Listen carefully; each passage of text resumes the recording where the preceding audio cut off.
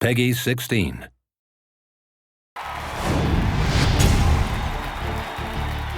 What's up, guys? Nevin Dravinsky, producer on UFC Undisputed 2010, coming to you from the famed Black House Gym, once again in an undisclosed location somewhere in Los Angeles, California. I'm joined here by Mr. Ed Soares, co-owner of the Black House Gym. Thank you so much. Oh, it's my pleasure. We're going to talk today about some of the improvements and enhancements to the UFC Undisputed 2010 career mode.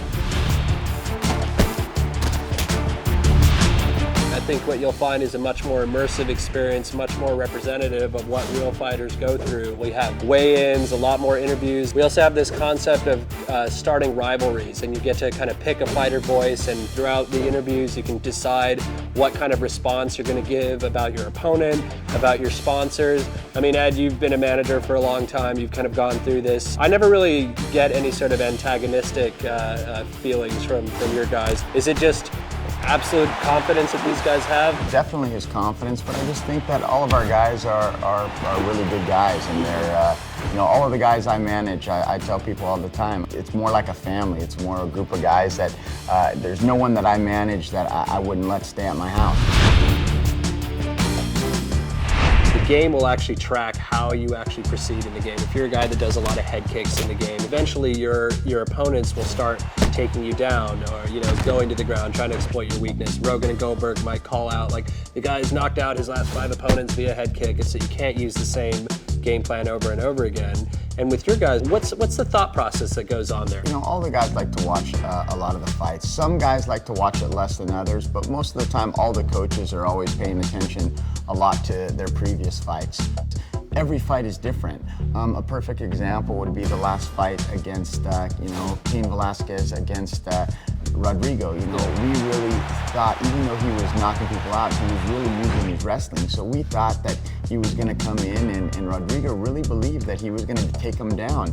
And he came in with the wrong strategy, and obviously Cain came in with the right strategy and won the fight.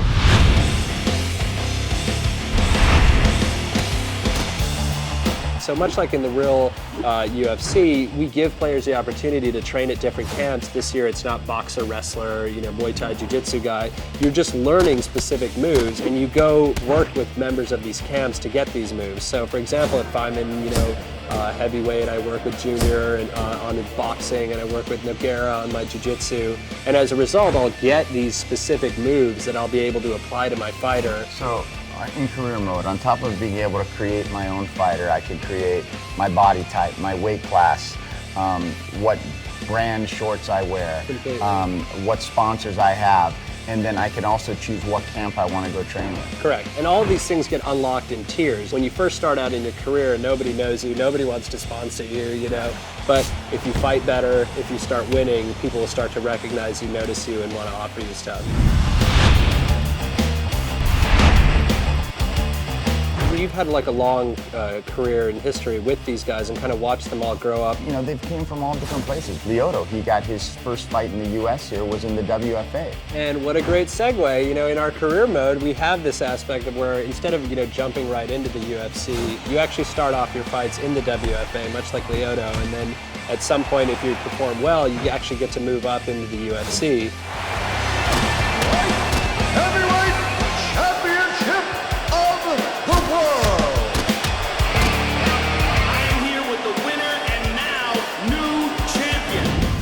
I think they got a little taste of some of the features in the career mode for UFC Undisputed 2010. I think so. For the full interview, go to community.ufcundisputed.com.